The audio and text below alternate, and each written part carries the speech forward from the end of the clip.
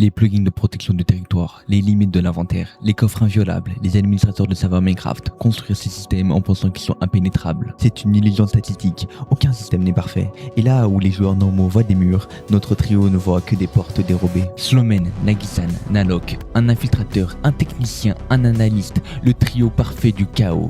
Et ceci est l'autopsie de nos plus grands braquages. Notre première cible fut Plutonium. Le protocole a débuté dès les premières heures d'ouverture du serveur. Et pour tout vous dire, la sécurité n'a même pas eu besoin d'être forcée. En phase de reconnaissance, Slomen se baladait simplement lorsqu'il est tombé sur du stuff posé là, dans un coin totalement à l'abandon. Une armure en or complète. Visuellement, ça ressemblait à une armure Vanilla classique, mais à l'époque, le serveur ne créait pas de nouveaux items, il modifiait les textures de base pour leur attribuer de nouveaux effets uniques. Fier de sa trouvaille, Slomen décide d'aller directement Fletch Spawn pour afficher son équipement tout neuf. Mais ce fut une mauvaise idée, il ne passera pas inaperçu, d'autres joueurs le remarquent immédiatement, le prennent en screenshot à son insu et s'empressent de le reporter l'image directement aux administrateurs. Nous venions d'être balancés. La réaction du système immunitaire du serveur fut immédiate, un bannissement définitif. Mais le code n'est qu'une barrière. La véritable faille de sécurité, c'est l'humain. J'ai remis en question la compétence de ses propres modérateurs, stimulant son besoin de contrôle pour affirmer son autorité suprême sur son équipe. Il a révoqué notre sanction. L'ego venait de compromettre la sécurité du serveur.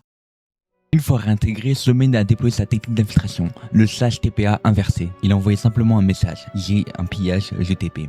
Et pour ceux qui ne connaissent pas les commandes de serveur Minecraft, les serveurs fonctionnent normalement avec le /TPA. Un joueur demande à se téléporter vers vous, mais Slomen lui trichait sur les mots. Sauf que Slomen n'acceptait pas leur téléportation. Il utilisait la commande inverse, le /TPA IR. Cette commande force la cible à se téléporter non pas à sa position, mais directement dans un piège. Alors arrivé, la victime découvrait Slomen, sans arme ni armure, sautant sur place pour paraître inoffensif. Le joueur, totalement désorienté par la situation, baissait sa carte une seconde. C'était tout ce dont nous avions besoin. Pendant cet instant de confusion, Slomen posait un set home, une commande qui permet de sauvegarder une position pour y revenir n'importe quand.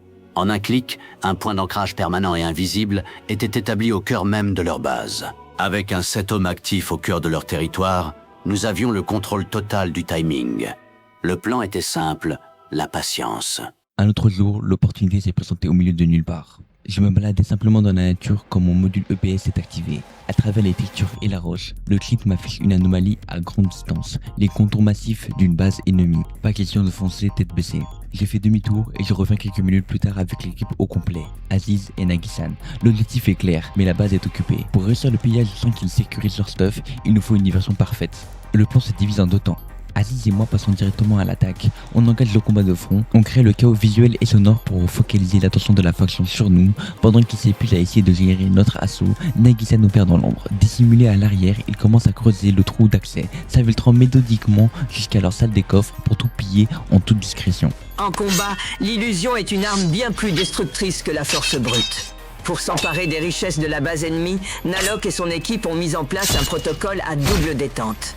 D'un côté, la force de frappe visible, de l'autre, l'infiltration invisible. Un contraste parfait conçu pour saturer l'esprit de l'adversaire. À la seconde exacte où Aziz et Nalok franchissent la limite du territoire, la faction adverse commet sa première erreur. Elle réagit à l'intention hostile. Attirés par la promesse d'un duel facile à 4 contre 2, ils déploient leur force à l'extérieur. À cet instant précis, leur attention visuelle et mentale est capturée à 100%. C'est le début de la phase d'éradication. Nalok et Aziz n'attaquent pas pour gagner du temps. Ils attaquent pour tuer. Chaque déplacement, chaque coup d'épée esquivé, chaque pomme d'or consommée est calculée pour maximiser les dégâts et acculer l'adversaire. Face à cette agressivité chirurgicale, les défenseurs n'ont d'autre choix que de lutter pour leur propre survie. Et c'est là leur plus grande erreur. Focalisés sur leur propre mort, ils ne voient pas le piège qui se referme dans leur dos. Car pendant que le chaos règne à l'avant, Nagi-san progresse à l'arrière dans un silence absolu. Guidés par la vision artificielle de l'ESP, ils s'engouffrent dans la faille. Ils ne minent pas la pierre. Ils découpent le point mort de leur système défensif. Chaque coffre vidé à la chaîne est une victoire invisible. Notre acte final sur Plutonium ne fut pas une grande bataille épique, ce fut une opération de liquidation, une vengeance froide calculée au millimètre. Des semaines après notre intégration, un ancien allié nommé Aziko nous avait trahis. Une de ces trahisons qui te font comprendre que la diplomatie ne sert plus à rien. Persuadé d'avoir gagné et d'être intouchable, il a fini par lancer une grande collecte de fonds pour faire un don à un énorme streamer. Se pensant en sécurité absolue, pour nous, l'opportunité était tout simplement trop belle pour être ignorée. C'est là que Slomen est entré avec un plan parfait, le cheval de Troie financier. Slomen a effectué une donation massive à la cagnotte d'Aziko. L'idée n'était pas de l'attaquer, mais de faire passer une mécène généreuse, quelqu'un prêt à effacer l'ardoise du passé face à une telle somme d'argent. La cupidité d'Aziko a pris le dessus sur sa méfiance. Il a accepté l'argent et avec lui, il nous a ouvert les portes de sa faction grand ouvert, pensant avoir regagné notre confiance sur le long terme. Une fois l'infiltration de sa nouvelle faction réussie, le plus dur n'a pas été d'agir, mais d'attendre. Nous avons patienté. Nous avons observé ses habitudes, repéré les permissions, cartographié l'emplacement de ses coffres les plus sécurisés. Nous avons attendu le moment parfait, celui où sa vigilance était totalement endormie. Le véritable coup de grâce, la signature de cette vengeance, se trouvait au cœur de sa salle des trophées. Nous avons dérobé l'artefact le plus précieux, le plus rare et le plus convoité de tout le serveur, le légendaire marteau en plutonium. Quand Aziko s'est reconnecté, son empire n'était plus qu'une coquille vide. Ce n'était qu'une phase de rodage. Sur EarthMC, un serveur à l'échelle de la Terre, nous avons découvert l'équivalent d'une planche à billets numérique. Une faille dans le plugin de gestion du territoire.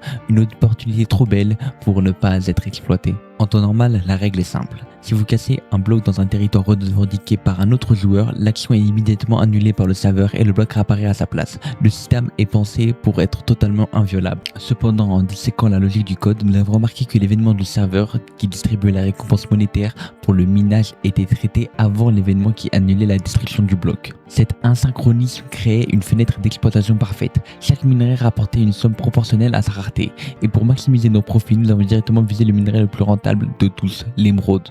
Le piège était tendu, le bloc se retrouvait figé dans une zone protégée, mais sans aucun propriétaire actif. Il nous restait plus qu'à nous poster devant ce minerai d'émeraude unique. En tant que joueur externe, nous pouvions le miner en boucle. Le bloc ne se détruisait jamais, mais à chaque clic, à chaque événement de minage enregistré par le serveur, la banque nous créditait les plus gros dividendes possibles. Sans verser une goutte de sang, nous venons de créer une machine à cash infinie.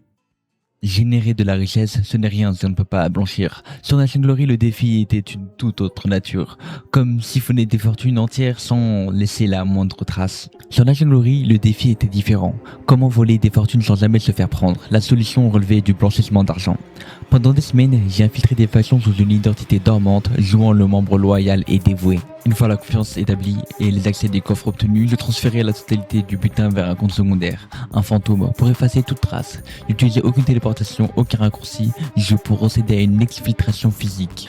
Des milliers de blocs parcourus à pied, dans un silence total, une longue marche tendue jusqu'à la frontière du territoire neutre. L'objectif, un dead drop physique. Le butin est enterré dans un double coffre, mon compte d'infiltration se déconnecte, puis quelques heures plus tard, mon compte principal arrive au même endroit pour déterrer le trésor. La transaction était parfaite et intraçable, aucun lien numérique ne pouvait être fait entre les deux comptes grâce au dead drop physique qui brisait la chaîne de possession virtuelle et la transaction n'avait jamais existé.